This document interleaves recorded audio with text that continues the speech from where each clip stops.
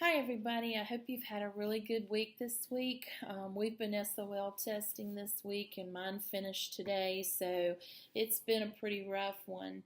I did my reading this week, and I was looking through some stuff, and I kind of feel old because it was talking about the 20th century and past and history, and I lived through a lot of this stuff, so I kind of remember it. I was a child of the 60s and 70s, and I remember the Vietnam War. I remember Roe versus Wade and all the protests.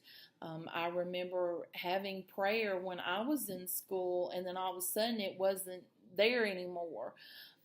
So a lot of this really did bring back some memories. The one thing that I chose to talk to you about was the televangelist.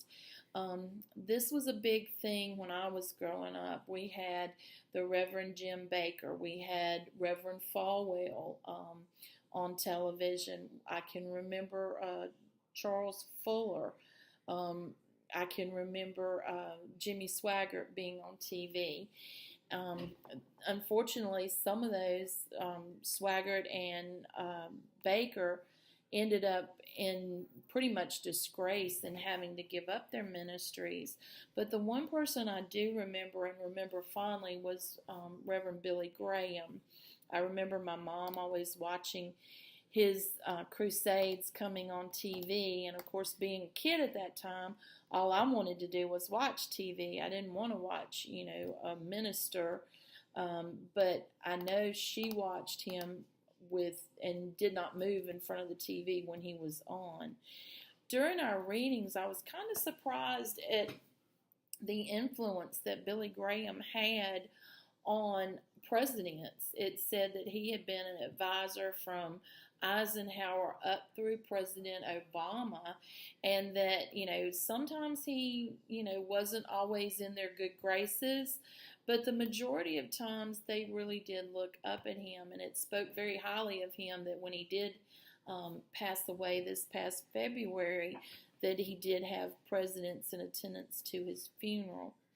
Um, One of the things that I found in the reading was Peter Boyer was a journalist for the New Yorker in 2006, and in an article I read by Grant, and his last name is Wacker, he quoted Peter Boyer, and Peter Boyer said that Reverend Billy Graham was the one person who triangulated Protestantism, meaning that he brought all of the main factions in Protestantism together and was able to pull them in under that one umbrella.